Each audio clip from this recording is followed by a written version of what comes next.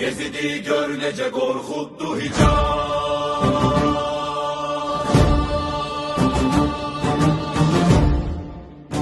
Görünen o hicaba etmedi ta. Gördüler çok kişinin görmediğin altı bacı.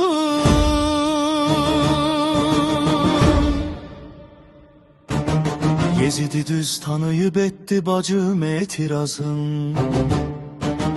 Dediler ey kişiler bu Yezidin çekmen azın. Dinmedin a kişiler etmediler etirazın. Tutulup altı bacım hep sevine gitti hicab. Yezidi gör nece korkuttu hicab.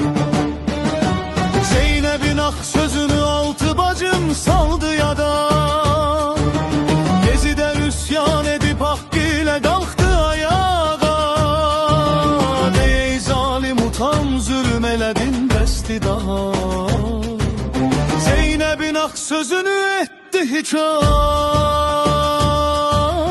Yezid'i gör nece korkuttu hicab. Gördü dinmir kişiler kalkmayır hiç kim ayağa. Yazdı Hazret Hüseyin'in adını eşkmen divara. Kaldırıp Hazret Hüseyin'in elemin tuttu uca.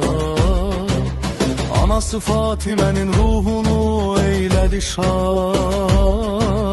Yezid'i gör nece korkuttu hicab. Gördüler ki Yezid artık kudurup haddin aşır.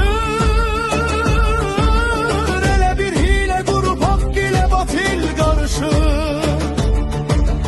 Bu saray mollaları gül ve çiçekten danışır. Zamane Zeynep'i tek şehla bacım verdi cevap. Yezid'i gör nece korkuttu hicab. Yezid'e verdi cevap bu cevaba etmedi tab. Yezid'i gör nece korkuttu hicab.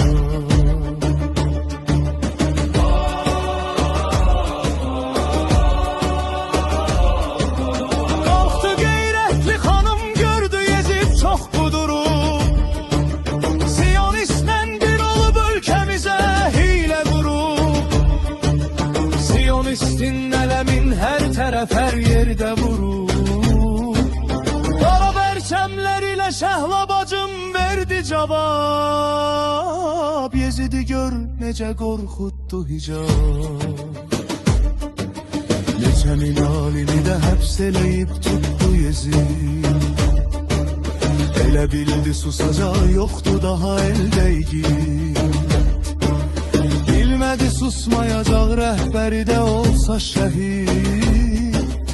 Yezid'in şerşini altı bacım etti harap.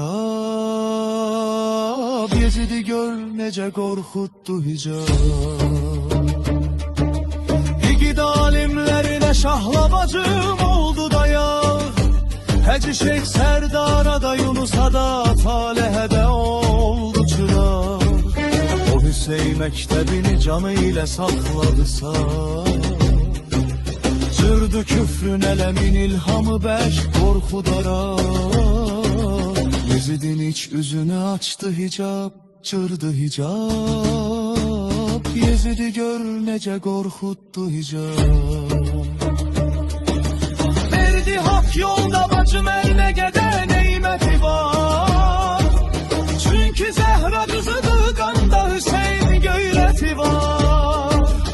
Ona Rafik'de değer zamanenin Zeynep'i var. Yezid'in her şerine dözdü bacım eyledi tab. Cırdı efnamesini küfrevinin etti harap. Yezid'i gör nece ağlattı hicab.